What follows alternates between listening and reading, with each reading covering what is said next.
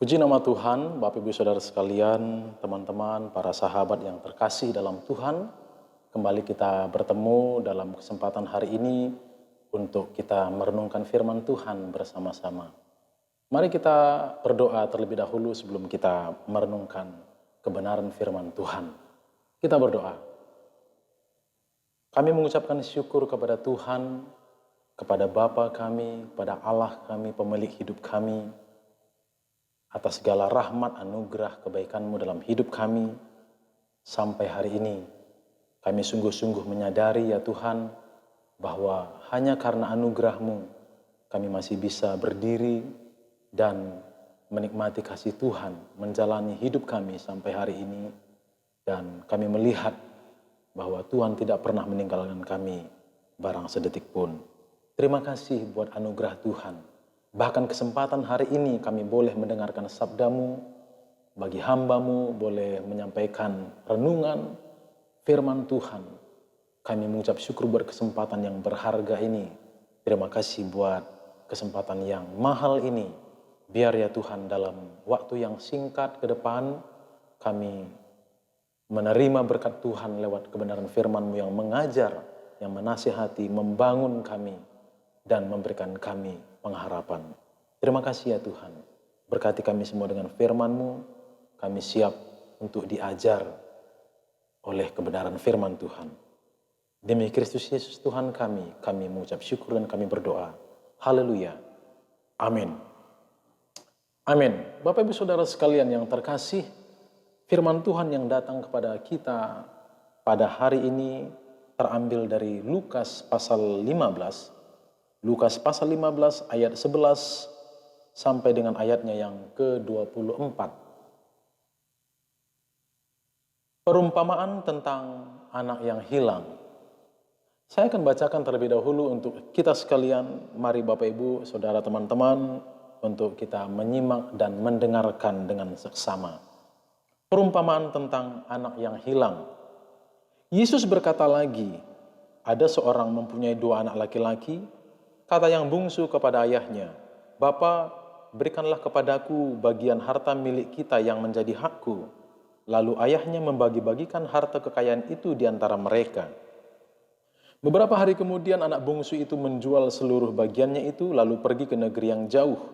Di sana ia memboroskan harta miliknya itu dengan hidup berfoya-foya. Setelah dihabiskannya semuanya, timbullah bencana kelaparan di dalam negeri itu, dan ia pun mulai melarat. Lalu ia pergi dan bekerja pada seorang majikan di negeri itu. Orang itu menyuruhnya ke ladang untuk menjaga babinya. Ayat 16, lalu ia ingin mengisi perutnya dengan ampas yang menjadi makanan babi itu, tetapi tidak seorang pun yang memberikannya kepadanya.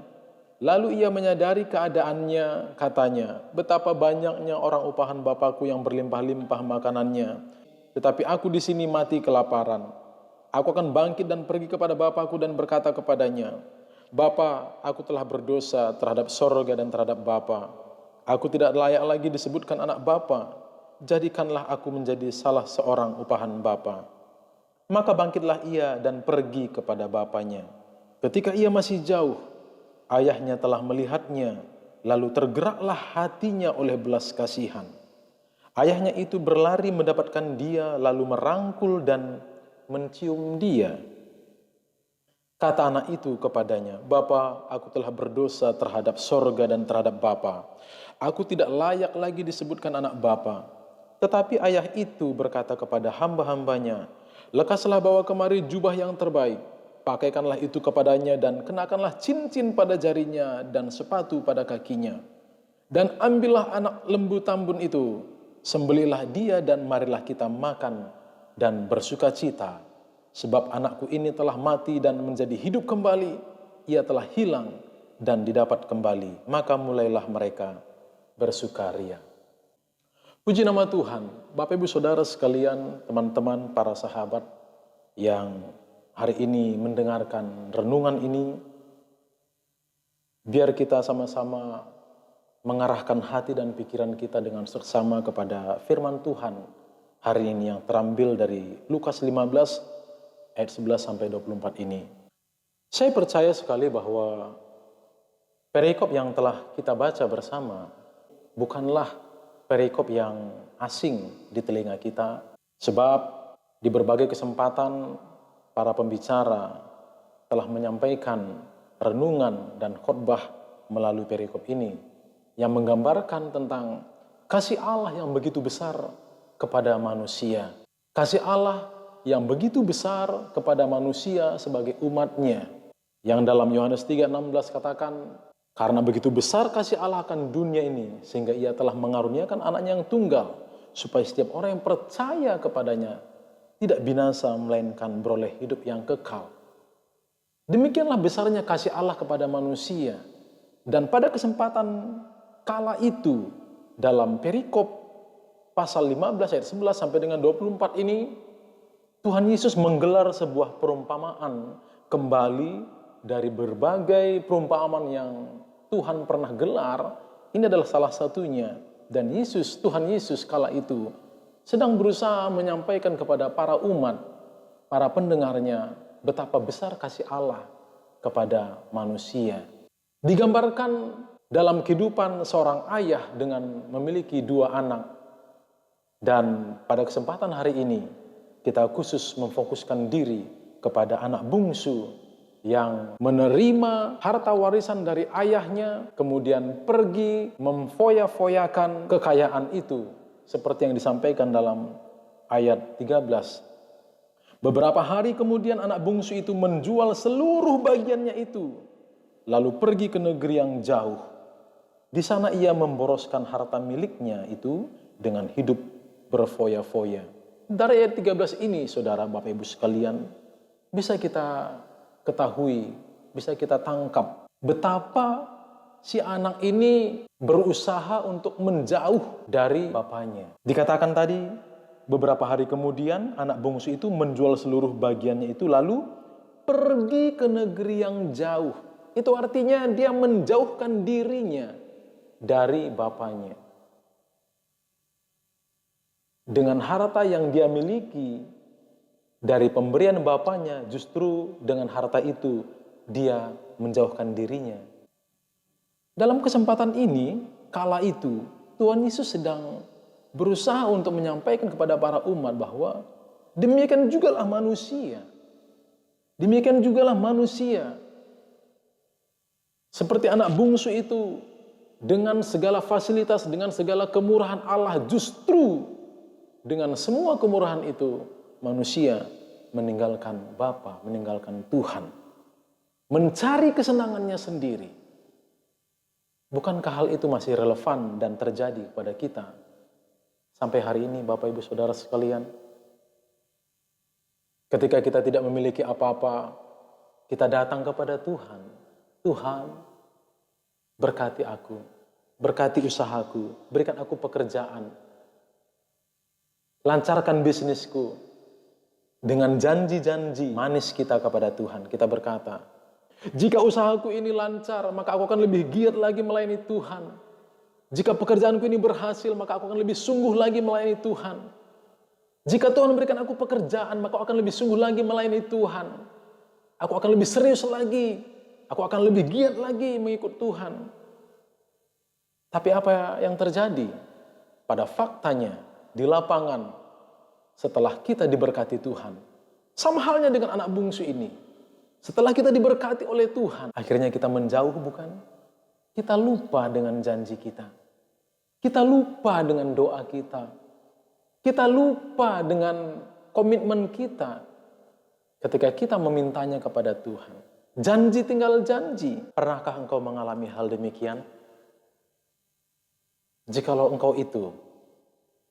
engkau pernah seperti itu, dan sampai hari ini masih dalam keadaan seperti itu, ingat bahwa engkau telah berjanji kepada Tuhan dan tepati itu. Biar ketika engkau mendengar firman hari ini membawamu kembali kepada Tuhan, mendorongmu untuk melakukan apa yang pernah engkau janjikan, pernah engkau ikrarkan di hadapan Tuhan. Beberapa hari kemudian, anak bungsu itu menjual seluruh bagiannya itu lalu pergi ke negeri yang jauh. Di sana, apa yang dia lakukan? Di sana ia memboroskan harta miliknya itu dengan hidup berfoya-foya. Di tempat yang jauh itu, yang jauh dari bapaknya itu, dia mulai merasa bahwa hidupku adalah milikku. Ini adalah hidupku, semua ini adalah milikku, dan aku berhak melakukan apapun terhadap hidupku. Sehingga dia hidup berfoya-foya. Ketika kita menjauh dari Tuhan, kecenderungan kita adalah hidup sesuai dengan kehendak kita. Seperti anak bungsu ini, ketika dia menjauh dari bapaknya, kecenderungan hidupnya bahkan terbukti dalam kisah ini bahwa dia hidup berfoya-foya. Menghambur-hamburkan apa yang diberikan oleh ayahnya. Hidup melakukan apa yang dia inginkan. Setelah dihabiskannya semuanya itu, timbullah bencana kelaparan di dalam negeri itu. Dan ia pun mulai melarat. Terkadang Tuhan mengizinkan masalah, pergumulan, kesulitan terjadi dalam hidup kita untuk menarik kita kepadanya. Anak bungsu ini mulai mengalami kesulitan pada saat itu. Lalu ia pergi ayat 15, lalu ia pergi dan bekerja pada seorang majikan di negeri itu. Orang itu menyuruhnya ke ladang untuk menjaga babinya. Lalu ia ingin mengisi perutnya dengan ampas yang menjadi makanan babi itu, tetapi tidak seorang pun yang memberikannya kepadanya. Betapa sulitnya keadaannya saat itu. Betapa susahnya, betapa menderitanya ia. Sehingga untuk makan pun dia tidak memiliki apa-apa lagi untuk dimakan. Bahkan ampas makanan babi pun hendak ia makan dan tidak seorang pun yang memberikannya. Betapa mengerikannya, betapa menyedihkannya keadaannya saat itu. Ayat 17 berkata, lalu ia menyadari keadaannya, katanya, betapa banyaknya orang upahan Bapakku yang berlimpah-limpah makanannya, tetapi aku di sini mati kelaparan. Setidaknya ada 3 hal yang kita bisa pelajari. Kita petik pelajaran penting dari kisah anak bungsu ini, dari pembacaan kita, pasal 15 ayat 11 sampai dengan 24 dari kitab Lukas ini. Ayat 17, yang pertama dikatakan tadi apa? Lalu ia menyadari keadaannya. Saudaraku, seringkali seperti yang saya katakan tadi, kita akhirnya sadar keadaan kita ketika Tuhan mengizinkan kita mengalami masalah dalam hidup. Dan seringkali masalah yang kita alami itu justru oleh karena kelalaiannya yang kita buat sendiri, oleh karena keteledoran kita sendiri, oleh karena ketidakbertanggungjawabannya kita sendiri. Tuhan izinkan kita mengalami masalah. Tuhan izinkan kita mengalami musibah. Tuhan izinkan kita mengalami kesulitan. Untuk apa? Untuk menyadarkan kita. Puji nama Tuhan. Ayat 17 dikatakan, lalu ia, anak bungsu itu menyadari keadaannya. Katanya, betapa banyaknya orang upahan Bapakku yang berlimpah-limpah makanannya, tetapi aku di sini mati kelaparan. Dia tersadar dalam keadaannya itu. Puji nama Tuhan, dia tersadar oleh karena keadaannya yang melarat itu. Dalam kondisinya yang serba sulit dan sangat menyedihkan itu, dia tersadar bahwa dia telah jauh terjatuh. Dan dia ingat kepada bapaknya. Ini hal yang sangat menarik. Kenapa? Karena tidak sedikit orang yang terjatuh, mengalami kesulitan oleh karena kesalahan kelalaiannya, namun tidak sadar juga. Teman-teman, keluarga, kerabat, para sahabat menasihati. Firman Tuhan disampaikan dan dia dengarkan, tapi tidak tersadar juga betapa jauhnya ia telah terjatuh. Saudaraku, adalah anugerah yang besar dalam hidup kita. Ketika kita mengalami masalah, himpitan masalah, kita mengalami berbagai kesulitan demi kesulitan dalam hidup, dan di situ kita mengalami yang namanya disadarkan. Ketika kita sadar dengan keadaan kita sadar betapa kita telah jauh dari Tuhan dalam berbagai kesulitan yang kita alami, maka itu adalah anugerah. Bersyukurlah. Berterima kasihlah kepada Tuhan, sebab dengan jalan itu kita masih bisa kembali kepadanya. Dalam keadaan yang sulit itu, kita masih bisa berbalik kepada Tuhan. Sebab apa? Sebab ada kesadaran di sana. Namun ternyata anak bungsu ini tidak berhenti sampai di sana. Setelah ayat 17 berkata, dia sadar apa yang dia lakukan. Ayat 18, aku akan bangkit dan pergi kepada Bapakku dan berkata kepadanya, Bapa, aku telah berdosa terhadap sorga dan terhadap Bapa. Aku tidak layak lagi disebutkan anak Bapa. Jadikanlah aku sebagai salah seorang upahan Bapa. Lihat, Ayat 18 dikatakan, aku akan bangkit dan pergi kepada Bapakku dan berkata kepadanya. Ayat 17 dikatakan bahwa anak bungsu itu sadar. Dia sadar akan keadaannya yang sangat melarat oleh karena kesalahannya. Dan ayat 18 dikatakan, aku akan bangkit. Dia memiliki sebuah komitmen. Dia memiliki rencana untuk mengubah hidupnya. Dia tidak sadar kemudian diam. Dia tidak disadarkan kemudian tidak melakukan apa-apa. Setelah dia disadarkan, dia membuat rencana untuk mengubah keadaannya. Apa itu? Kembali kepada Bapaknya. Kembali kepada Bapaknya.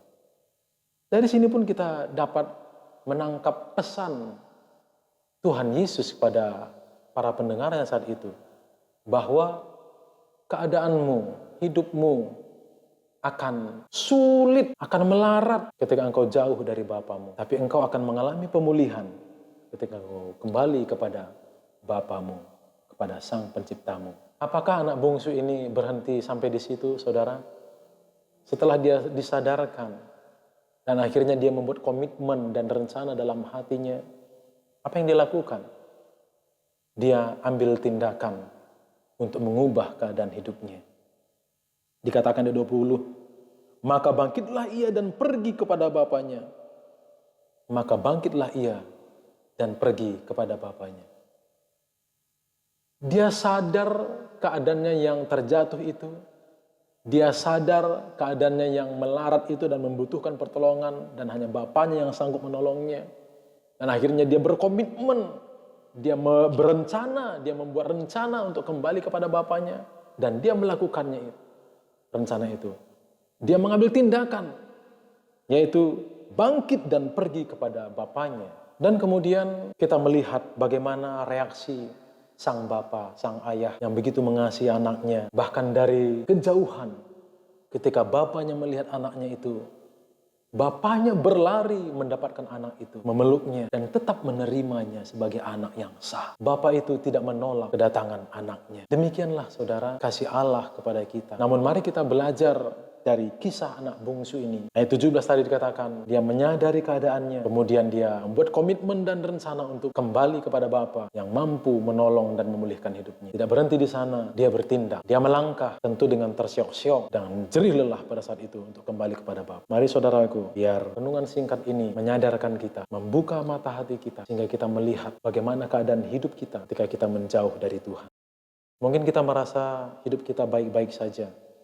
Mungkin kita merasa keadaan kita baik-baik saja. Namun firman Tuhan yang datang kepada kita pada hari ini menegaskan kepada kita bahwa ketika kita menjauh dari Bapa, sesungguhnya kita adalah orang yang melarat. Belajar dari anak bungsu ini. Sadari keadaanmu, berkomitmen untuk berubah, dan melangkah. Ambil tindakan nyata, yaitu datang kepada Tuhan. Amin. Mari kita berdoa. Seringkali ya Tuhan, kami menjauh dari Tuhan ketika hidup kami berkecukupan. Ketika Tuhan memberkati kami, Tuhan mencukupkan kebutuhan kami, bahkan Tuhan melimpahkan berkat-Mu. Seringkali itu membuat kami akhirnya lupa diri dan menjauh dari Tuhan. Hari ini firman-Mu datang kepada kami dan menegur kami, mengingatkan kami bahwa kami harus kembali kepada Tuhan. Semua yang kami miliki adalah milik Tuhan. Dan ajar kami ya Tuhan, untuk mempergunakannya, bukan untuk keinginan dan kesenangan diri kami, tapi untuk kesenangan Tuhan. Kami belajar dari kisah anak bungsu yang telah kami dengar. Kami mau memiliki hidup yang dipulihkan, memiliki hubungan yang dipulihkan dengan Tuhan. Maka dari itu ya Tuhan, tolong kami dalam keadaan kami yang berdosa ini, agar kami dimampukan terus semakin hari semakin mendekatkan diri kepada Tuhan. Berkati firman-Mu yang telah kami dengar, dan tolong kami untuk kami bisa terapkan dalam hidup kami hari lepas hari. Demi Tuhan Yesus kami berdoa dan bersyukur. Haleluya. Amin. Amin, saudaraku. Kiranya renungan kita hari ini menjadi berkat dan dapat kita terapkan dalam kehidupan kita hari lepas hari. Sampai ketemu di kesempatan selanjutnya. Tuhan Yesus memberkati. Shalom.